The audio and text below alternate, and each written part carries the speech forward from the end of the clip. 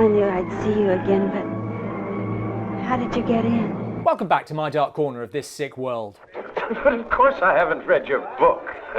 You haven't? Well, there's a link in the description below. You're exhausting my patience, as you always do.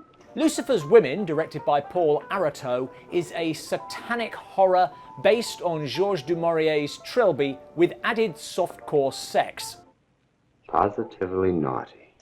Released in 1974, it vanished quickly. But 4 years later, Dark Corner's favourite Al Adamson snipped out the positively naughty bits, shot some new footage featuring Dark Corner's favourite John Carradine, Fascinating gentleman. re-edited considerably and released the result as Dr. Dracula, which is what we're reviewing. I delight in your misery. The blending of footage actually works better than a lot of these we've looked at because Adamson got original star Larry Hankin, that's Mr. Heckles from Friends, back for the new footage, so his Svengali provides a link. I thought that was fully understood, Wainwright. This is totally unnecessary to subject Trilby to such torture. Which doesn't stop this from being utterly baffling. I have no defense against you, Dracula. We open with Dracula killing a woman. Then jump to a Wizard of Gore-esque stage show. I think something's wrong. Well, it's too late to stop now. Which was the conclusion of Lucifer's Women. It was a big re-edit. John Wainwright is the man responsible, captivating his audience. Performing under the gimmick of being the second Svengali. But no one imagines that you're really Svengali. This is Sir Stephen, who interrupts Svengali's date with dancer Trilby. Life gave him a small brain and a big appetite. And delivers a body blow. We need a pure soul. She'll do. With vague consequences. How much time do I have? 7 days. Meanwhile, in Adamson's movie, Svengali meets Stephanie. Look into my eyes. Deep into my eyes. Who hopes he can make contact with her late mother, who died in mysterious circumstances. Blood is being drained from her. Go on. It's unclear if he helps her. Speak to me. Probably not. So she turns to psychiatrist Dr. Gregorio. But he has a secret. Gregorio is Dracula, luring women back to his home. Your place really is spooky, Doctor. Adamson regular Regina Carroll. It's as though it were decorated by the devil. The devil's wind chimes. Doesn't end well for her, but she kind of asks for it. I've always wanted to make love in a coffin. Now we get more hints as to why Sir Stephen and Svengali need Trilby. I must pass on to another incarnation. Okay. You realize that if you don't follow my commands, your incarnation as John Wainwright will be cancelled? Okay. I've been having difficulties with Dr. Wainwright. Difficulties? Of what sort? He's trying to re-emerge. This is starting to sound like one of those things that would be better off left unexplained, and I have a horrible feeling they're going to try to explain it. The only thing that can save us is an aggressive incorporation of a new psychic energy source. Okay. Elsewhere, Stephanie has her first session with Dr. Gregorio. You wanted to see your mother? There she is. Mother, what's happened to you? Leave us. Having fallen for Trilby, Svengali is loath to hand her over to Sir Stephen, but he needs her to survive, which is making their dates awkward as he tries to work his way around to the subject. Well, murder is a very hard term to define.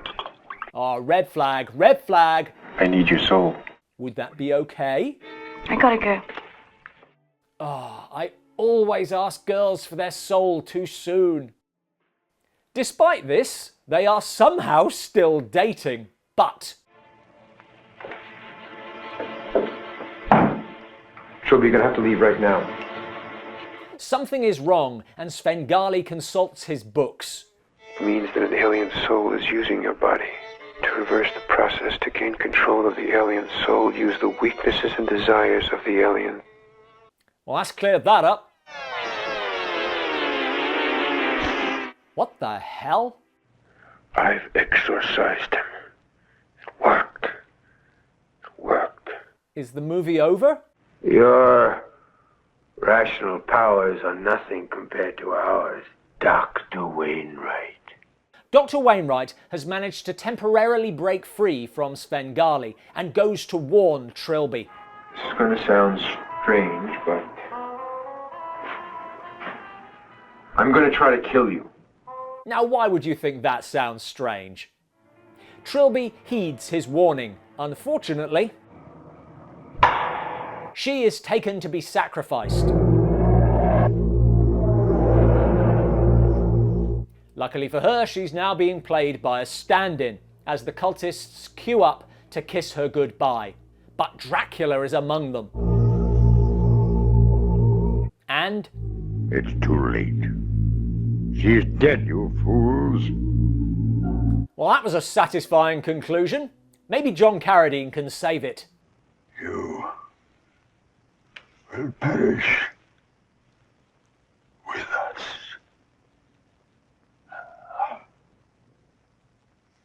Not his finest screen death.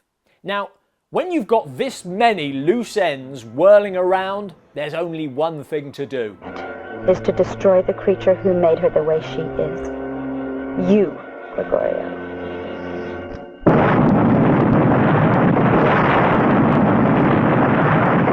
The re-edits and reshoots obviously don't help the film's coherence. What do you mean you're responsible for Roland's death?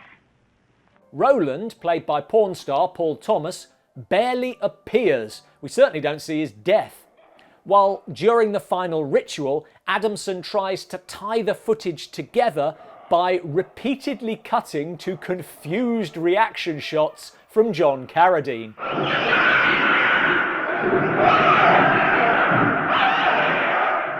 But the real issue is that Lucifer's Women was so baffling that it needed acres of tedious explanation.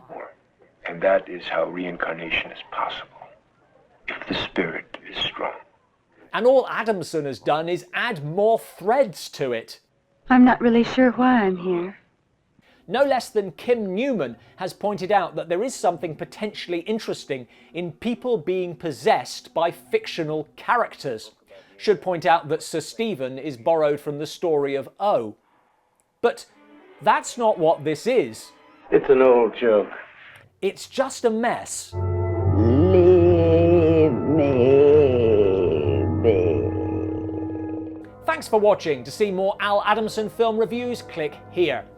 So much more to say on this one, it's just very hard to explain in a concise way, so please do join us on Patreon and we'll try to make a little more sense of it. Till then, what reincarnation movies do you enjoy? Let us know in the comments below. You can't stay. You can't stay here.